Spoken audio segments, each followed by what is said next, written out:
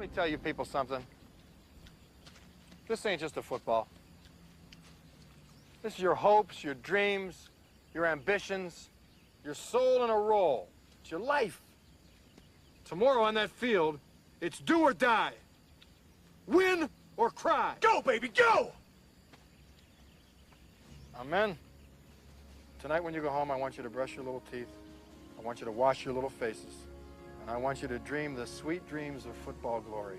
Because tomorrow we're going to crush the little giants into smithereens. What do you say, men?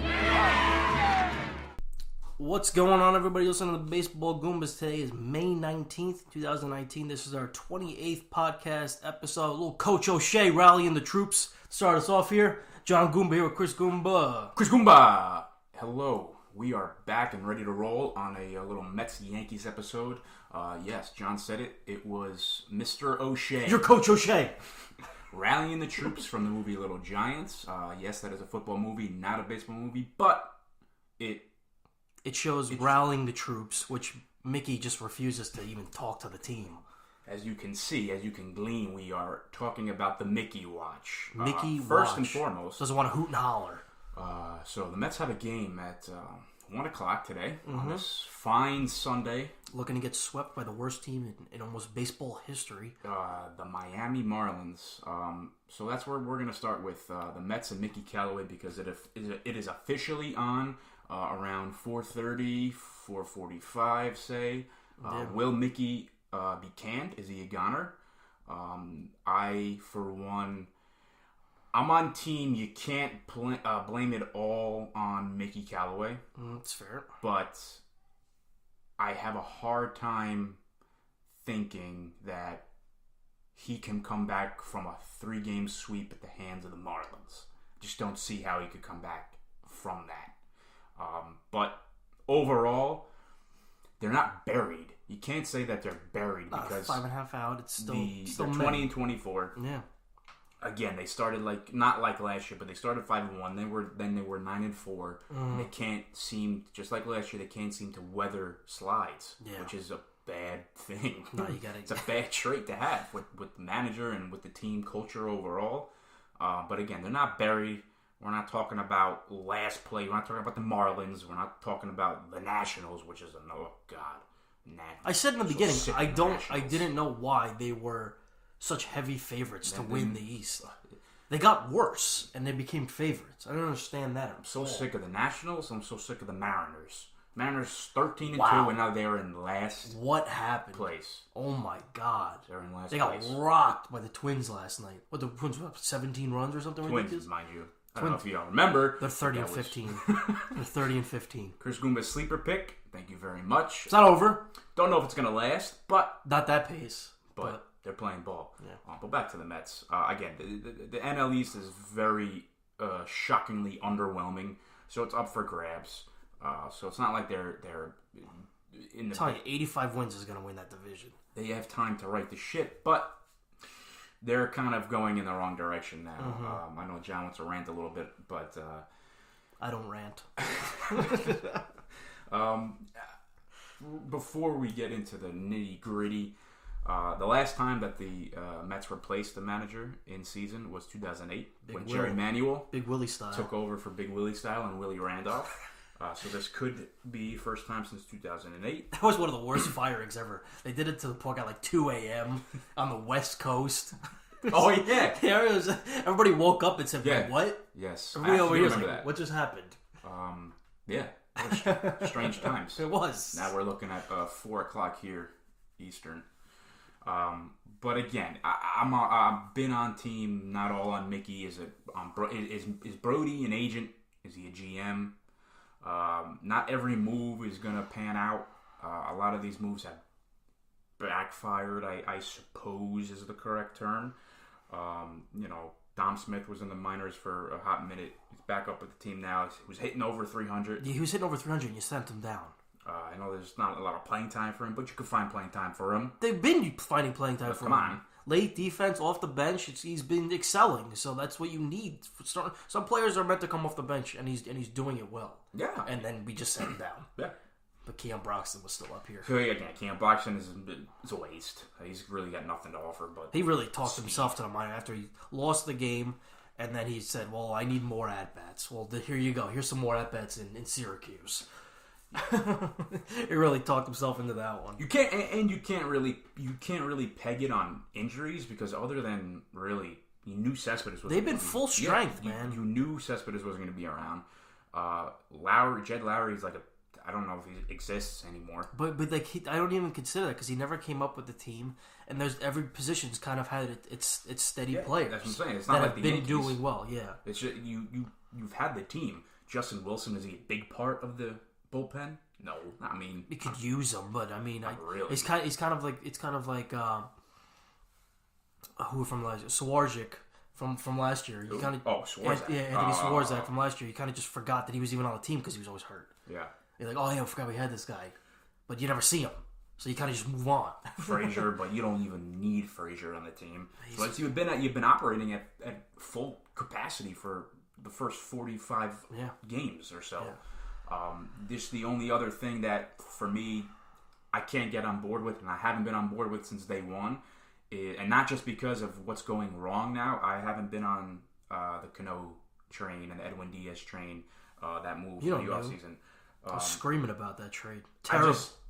You know Cano is aging. He's a great hitter. I get that, but I just don't believe in getting Cano or acquiring Edwin Diaz essentially for a centerpiece in Kelenic for an aging Cano who's on his way out. He's on his way out. He just got. But again, if Cano was hitting, it would be a different story. I still don't even think it would be a different story because you're still going to have this guy when he's 40 years old. You still got 5 years of this. And again, I've said it before. We've all said it before.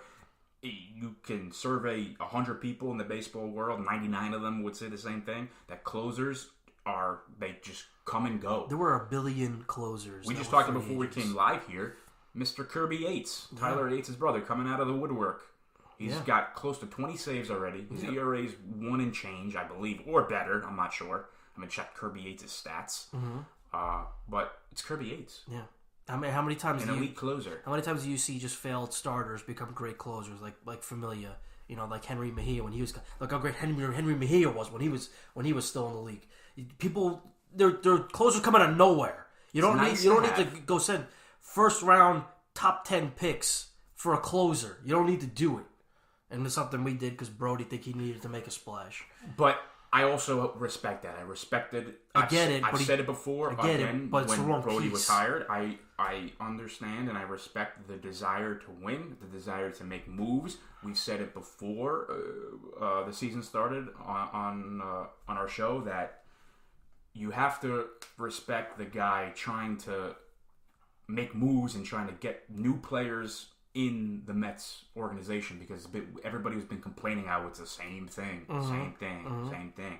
So I get it, but were you really that far behind a championship coming into this year? No, and what was really annoying during those trade talks out, like we heard Kelenic's name, which was I thought ridiculous. We heard McNeil's name getting tossed around, which he was your best hitter last year, and you're going to go trade your 330 hitter who's mid-20s for a 36-year-old. Like, it just didn't... Nothing was adding up to make any sense to go get a guy that you used to be agent for. That's the thing. Is Brody an agent or a GM? It's a rocky... It's a slippery slope. Slippery slope. No, but... Again, slippery. I have written down here that the centerpiece of the Mets team could have been Pete Alonso, Michael Conforto, Jeff McNeil, and Jared Kelenic. Those are hitters. Like, those are... And you have your DeGrom, obviously. Yeah, but you're talking about offensive. Yes, you're talking about offensive centerpieces right there. Tell me that's not tremendous. It's only missing, obviously, Kelenic, but... Yeah. I mean, you have pieces in place. Yeah, great pieces right there. And I am... My new favorite baseball player, I've said it before, is now Pete Alonso. I don't care that he shows emotion. I love it. I don't understand how he hits the ball this far. Love. Like, there's times where he's lunging in front of the plate and the ball goes 400 feet to the opposite field. And this His strength is unreal. Mets have not seen this strength since Piazza. Yeah. Not seen this kind of strength since Mickey Pitts. Like it's going to be Pete Alonso every year, and mind you, he has 30 some odd RBIs. He's batting 260 or 270 now. I mean, his average dipped down a little bit, but again, if you're going to get slides throughout the year, if you're going to get 270, 280 out of Pete Alonso, but he's going to give you 40 home runs and 100 RBIs, you take that all day, and he's in the heart of your lineup. That's what I was going to say. You're going to get from 40 games from a rookie. You know already that you're going to get 260, 270, possibly 280, 35 plus home runs, 100 plus RBIs yearly for the next 10 years. Yep, if not longer. So the Mets have a chance to.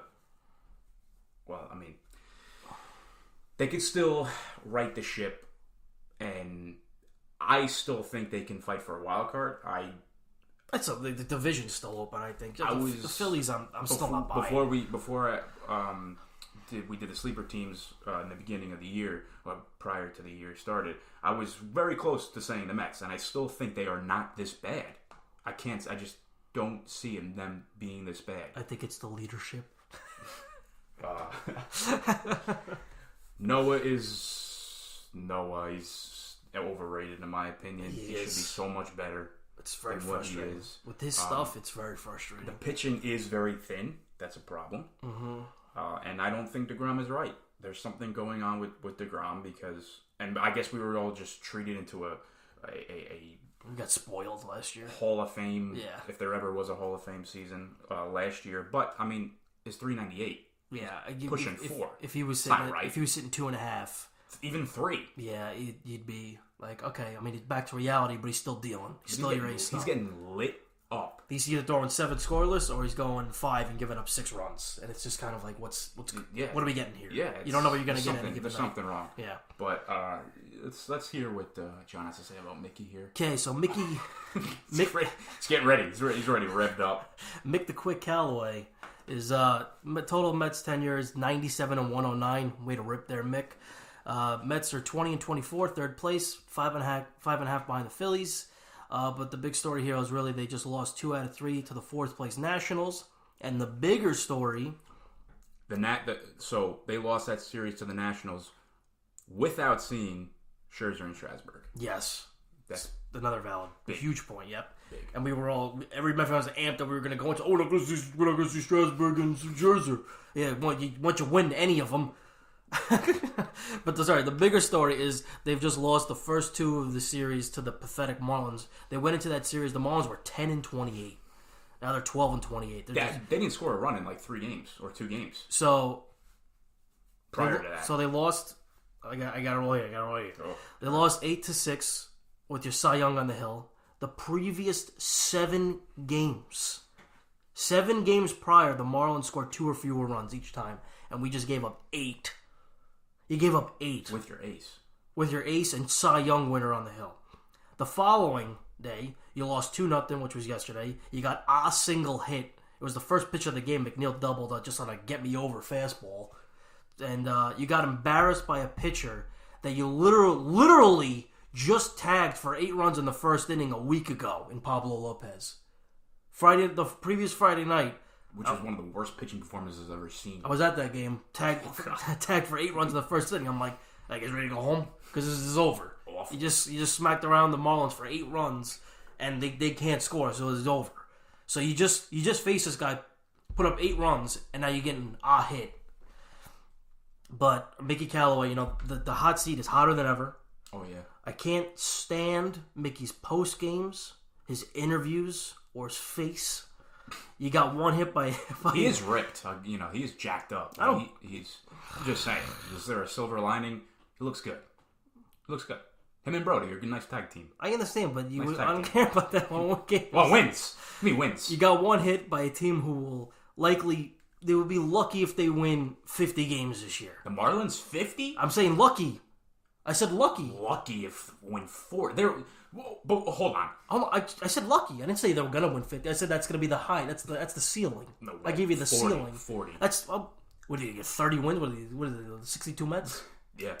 Marlins are worse than the Orioles. I don't. The Orioles are well under 500. Yeah. But they are nowhere near. And I know they had the miscues in the field a couple days ago. That was pretty funny. Yeah, it was. That was Oriole baseball. It's finest. Just not good baseball.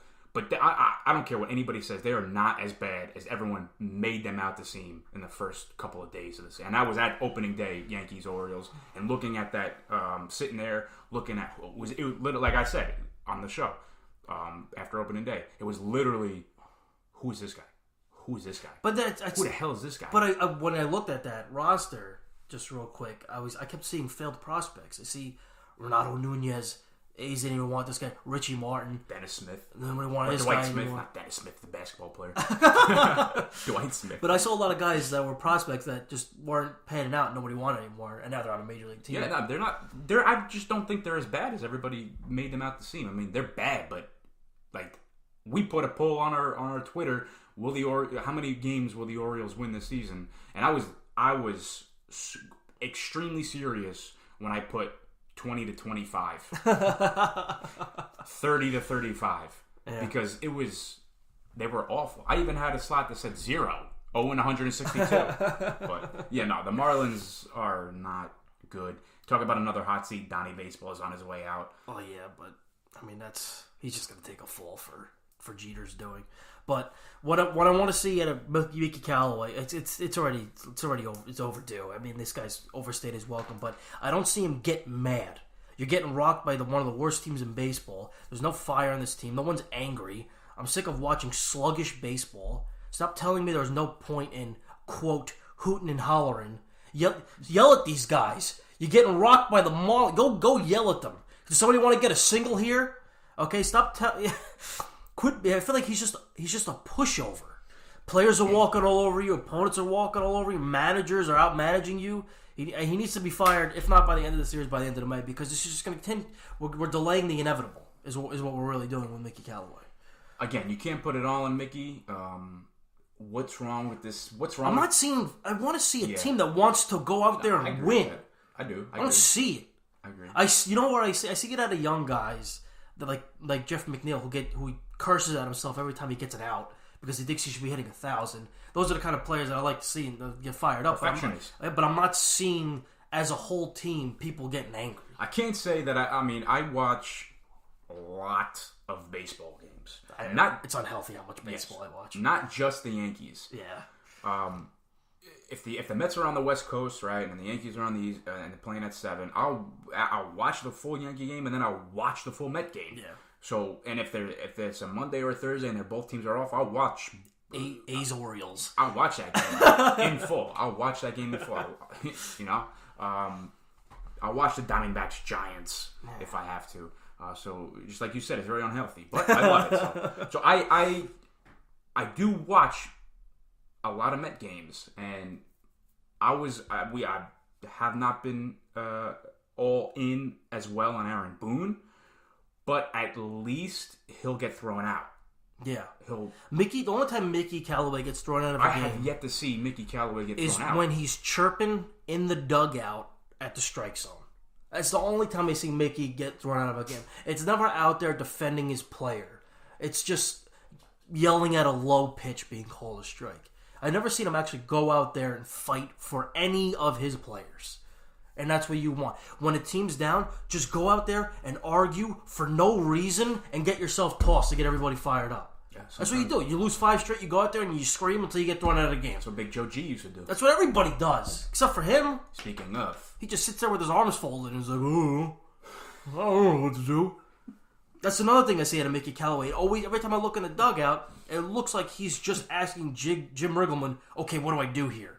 And it looks like Riggleman's doing all the talking because Mickey is just so over his head about what to do.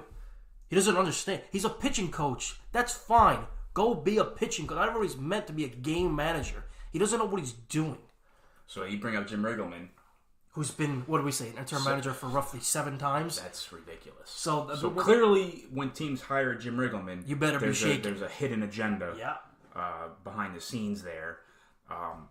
So if, in the event that Mickey gets canned in a couple hours, or Monday, tomorrow morning, whatever, I'm just gonna watch MLB Network all day after 4 o'clock. Yep, the watch is officially Mickey Watch. coming to it. TV, phone near you. You have Jim Riggleman, an option, who again has been an interim manager. Turn around the Reds for a bit. And they started off like atrocious.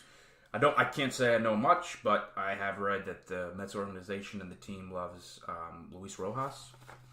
I cannot speak because I have no idea what he's about.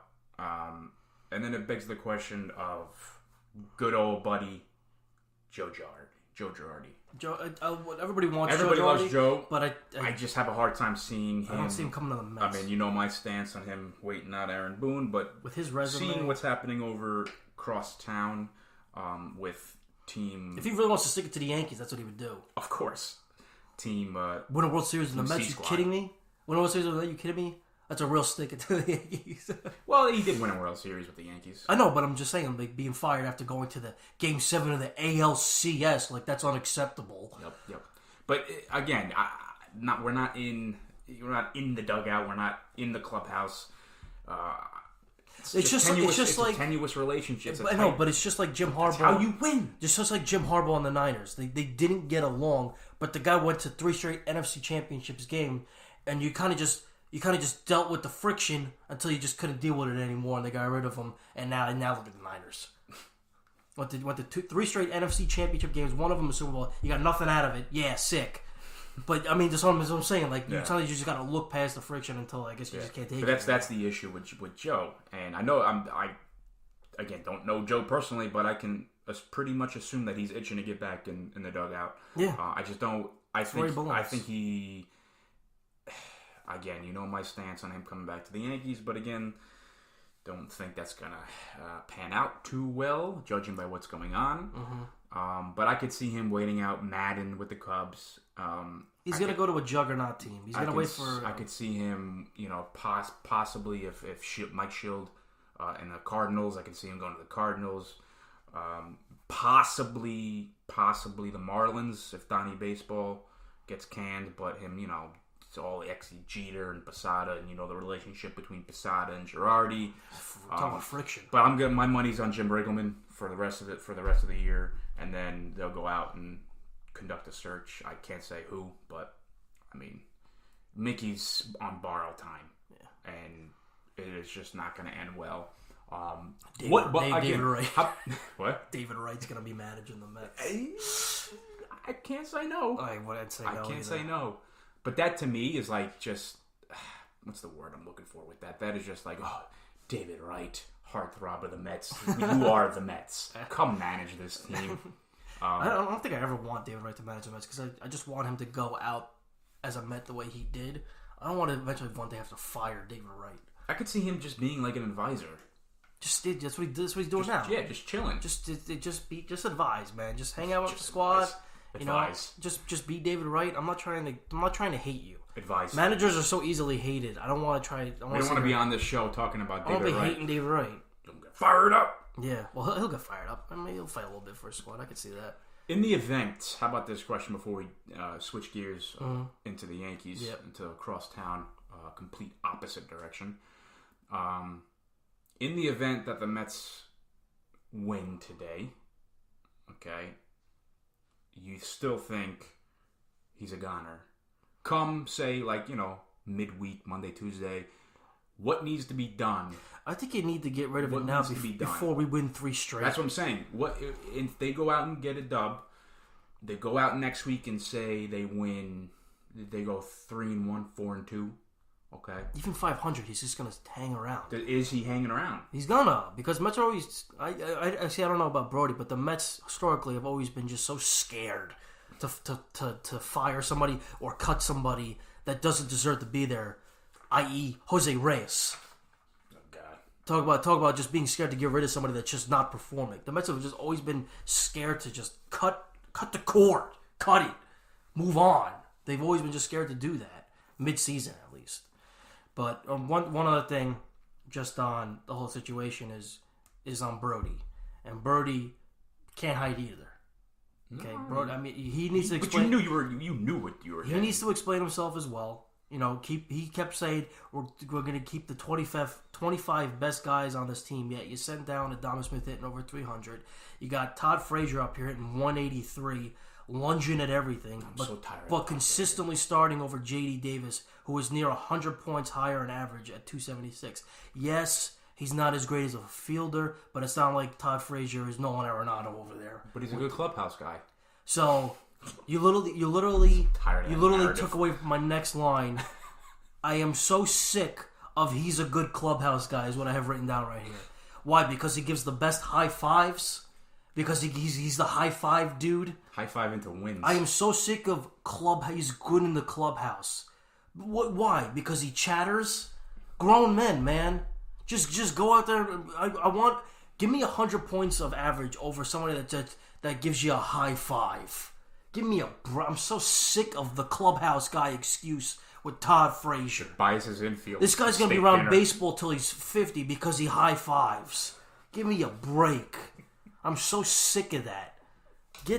Oh my God. I'm done on Mickey and now Brody Hyden. It's true though. I mean, Frazier was a Yankee, and yes, it was fun because of the whole thumbs down gig. He wasn't hit with the Yankees. He stunk there. He stunk there. But He had won something in the postseason for you. I'm so tired. But yet he put thumbs down, so now he's a great clubhouse guy. Give me a break. I am tired of that narrative. That needs to stop.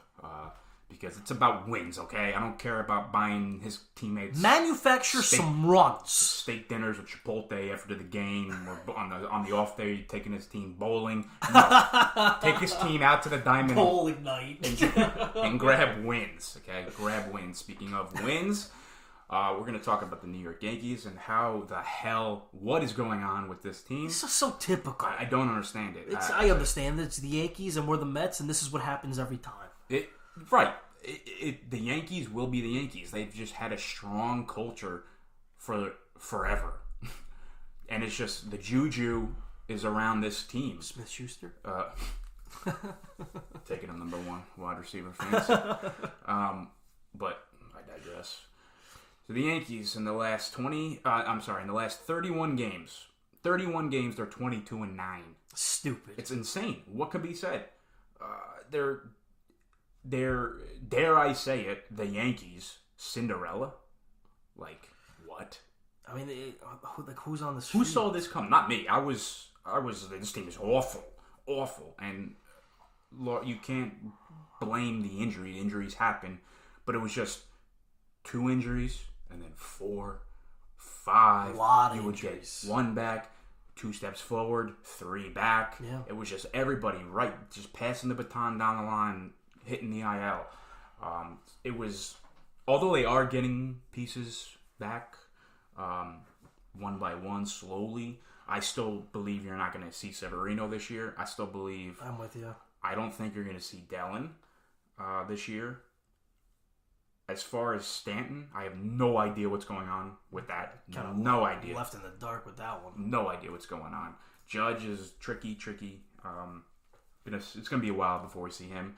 So the B squad bombers turn into the C squad bombers, turn into single A. To Trenton Thunder double A. Right.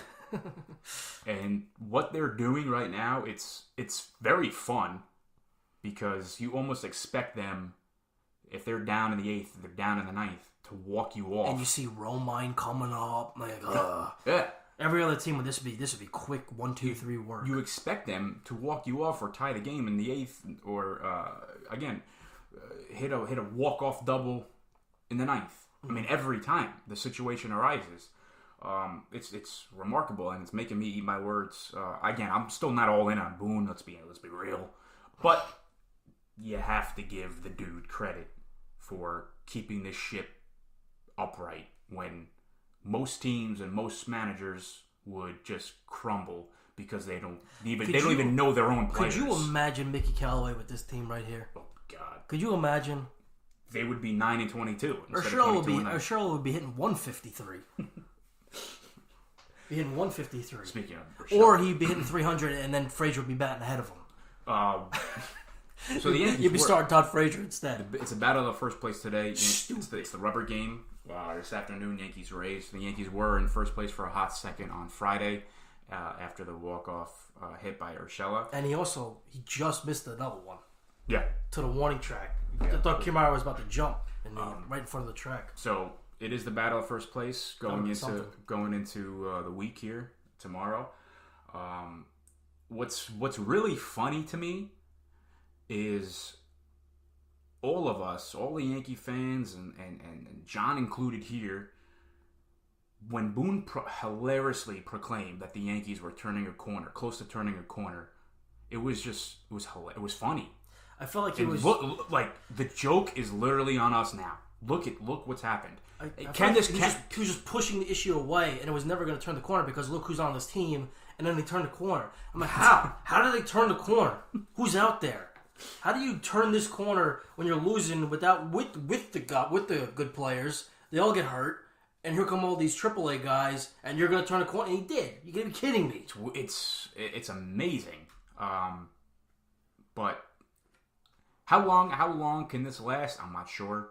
How long, till the magic runs out and luck runs out. Hopefully it keeps going. But all you have to do is continue to play this kind of ball, win the series, withstand the injuries until hopefully Stanton comes back, Judge comes back. You got Paxton coming off the IL soon. Paxton. So who saw this one coming? Everyone. My knee. He's not. Need a break. He's not a savior, but people love their James Paxton. Nice piece, but he's not a savior. He's pitching well. But yeah. So you have all these guys coming back, which will obviously make the team better, and you are able to survive because it's still going to be the Rays are going to be there. They're not great, but they're going to be there. It's a 3-horse race, 95 to 100 wins. Who's gonna be having more? The Red Sox have figured it out. It's only a matter of time. They're 5 out. They're going to be there. They're right there already. So all you have to do is just weather what they are doing right now exceptionally well. Continue to do what they're doing, and hopefully the reinforcements come back and the team will be better overall. So, and that's all you can ask for. So you look at Gio Urshela. I mean, not only is he a great glove, but he's turning it to Scott Brocious. Like, it's amazing. I used to hate Brocious. It's stop coming through. It's magical. So sick of Scott Brocious coming through. Magical what Urshela is doing. Clutch hits, game-winning hits. He was bound for AAA. Well, he was in AAA with Andujar and LeMahieu on board. He had no playing time. The Indians gave up on him. The Blue Jays, there you go, here's some cash. Take Gio. Traded for cash. He's with runners in scoring position. He's hitting 430 or something along the 430 with runners in scoring position. Stinks. Yeah, you would kill for this. Yeah, you kidding me?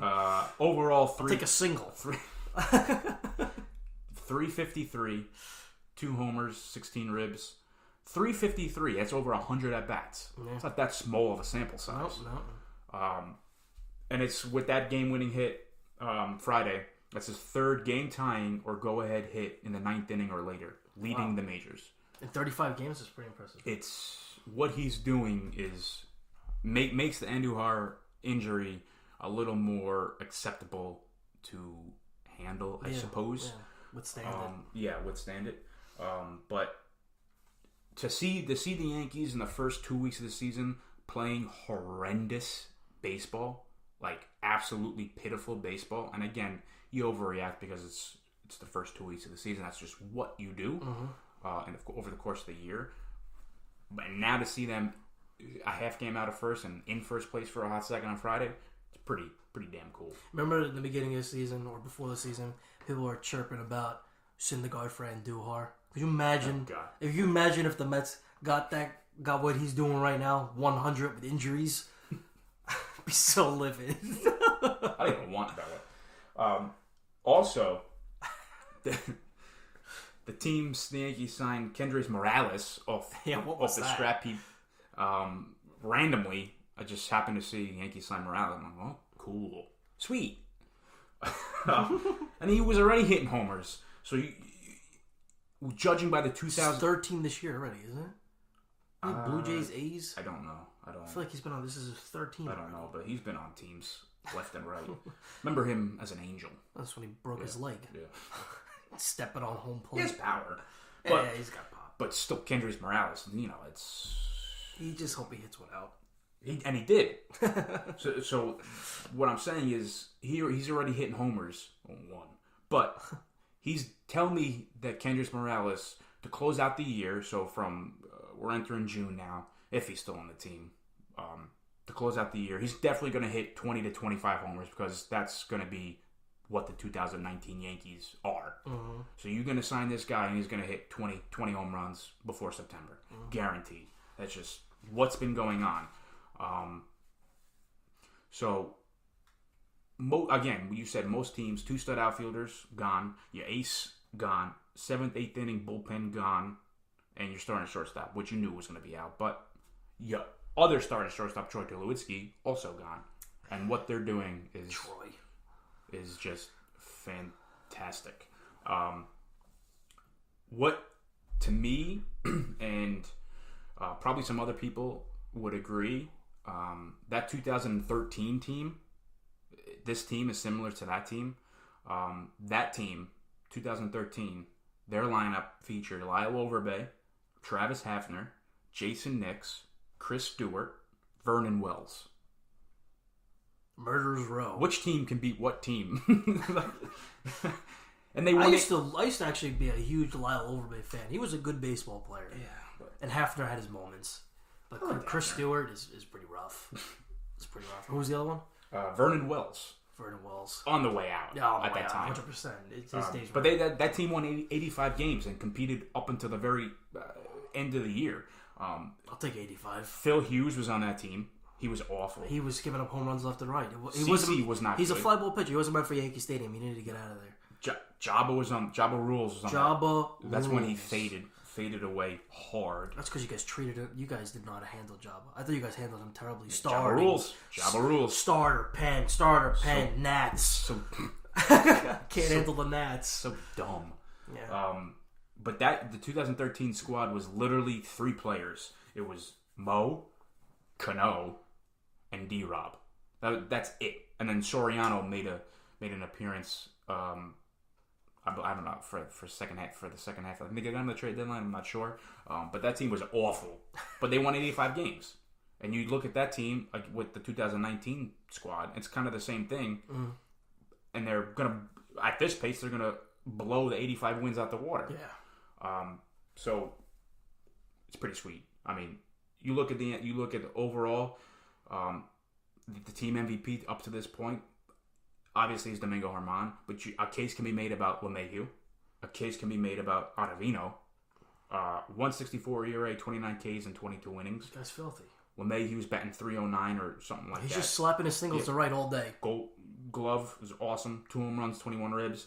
And to me, Domingo Germán, he's 8-1, leads in. Yeah, that's ridiculous. Domingo Germán. Give me a break. 8-1. Domingo Germán is blossoming like. No, I mean, you always have potential, but this is great. This is great stuff. Of course, He's become the ace. He's become Luis Severino, if not better than Luis Severino now. You got to see second half because Severino's second half was different than first half. Right. I mean, you got to see. Domingo, you got to stay on the path here.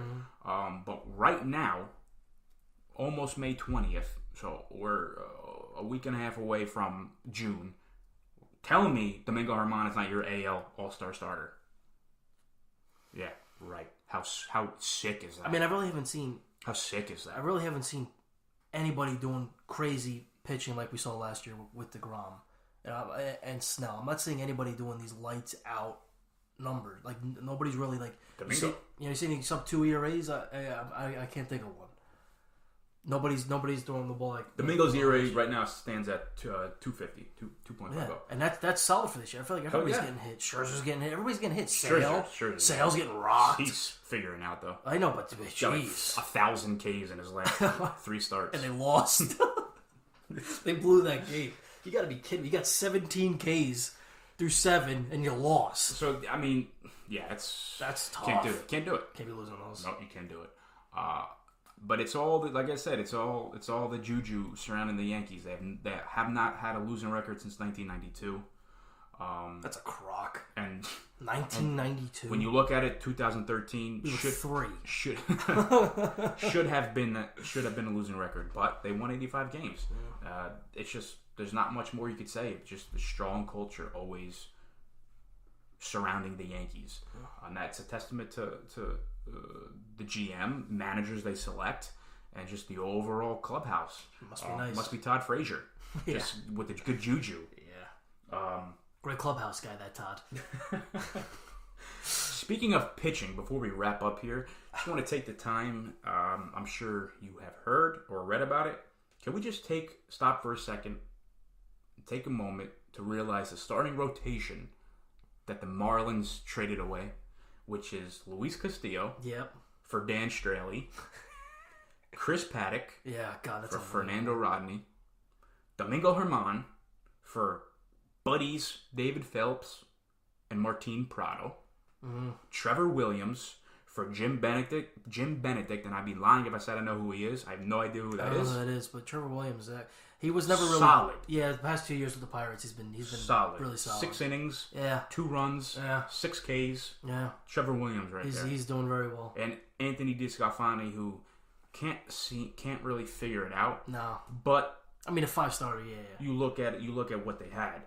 That was for Matt Latos, whatever you say. Isn't he like an independent ball right now? Who knows? I think he's an independent ball. Weird dude. Yeah, he's. But look at it: Castillo, Paddock, Germán, Trevor Williams, and DeSclafani. That's a. You look at it now; it's a great rotation. And if you add Fernandez to that, if that accident, then DeSclafani falls off, and your 5-star is Trevor Williams. That's unreal. Yeah. I mean, great job, Marlins. Woo! And they're not doing any better now. Marlins baseball. Don't worry, they got Lewis Brinson for Yelich. Yeah, and they had Yelich, and they had Stanton, Ozuna, 15 home runs or more with the Cardinals. That outfield was the best in baseball. I don't care what it's unbelievable. Even when Yelich was an MVP, that outfield was the best in baseball. They were so frustrated. They used to just smack the Mets around. All time robberies between Stanton and Yelich in that outfield, and the starting 5 that I just rattled off. Forget the Jersey Shore robberies. And they overplayed their hand with Real Muto, and they got Jorge Alfaro out of it. And I forget what pitcher was it. Sixto Sanchez? Might be Sixto. I can't remember. I think so. Was it Sixto? Sixto. He's ooh. Like, that's what you got for your all-star best catcher in baseball was Jorge Alfaro back to hit 260 in a minor league pitch. Bottom line is the NL East is up for grabs. The Mickey Watch is on. I can't wait for 4 o'clock. Okay, I don't even care about the game today. I can't wait for 4 o'clock. Better hope the game don't go into extras. Come on, wait until 6. But again, the Mets are the bottom line is the Mets are not buried. The NL East is up for grabs. But if they lose the game, then tune in tune into SportsCenter, tune into ESPN, to MLB Network. ESPN doesn't cover any baseball anymore. Yeah, you know what? I find myself not really watching ESPN often. It's all NBA and with touches of NFL right now. They don't even come close to anything baseball related. I turn on MLB Network for everything. Yeah. Everything is. I just go to MLB Network immediately. I don't turn on ESPN anymore. I don't turn it on. I used to watch SportsCenter. Watch a dunk. That's all it is. All it is NBA. I can't. It's amazing. Yeah, they're just like not covering certain sports anymore. Yeah, what are you gonna do? And that's why they're laying everybody off. Meanwhile, New York is the New York football teams are a joke. Yeah. Which I guess that's why people won't want to hear it and read about it and listen to it and do all that, because it's a circus. Yeah, right. Oh, God. But that's a topic for another time. But again, that's it for today's episode. Woo! Mickey Watch, tune in for 4:30, unless it goes into extras. Our money's on. He's a goner. If it's a sweep, he's a goner. If not, we'll tag this along till the All-Star break. Yeah. Tweet us your comment on our video. Tweet us your reactions, what you're feeling about Mickey here, and if the Yankees can keep it up, we'd love to hear from you guys. So as always, thanks for listening. Be sure to tune in on our next episode. We'll see what happens, transcribes with the Mets and the Yankees. Maybe we'll see where we're at. Yeah, hey, you never know. Maybe Joe G will be. You know what, Brody? I'm in. I'm coming to New York. I'm coming back to New York. Thank you. Subscribe to our YouTube channel, our iTunes, our SoundCloud, And be sure to give the Goombas a follow on our Twitter and our Instagram at We Are The Goombas. Hey. And the Goombas are gone. Ah, salute. Arrivederci.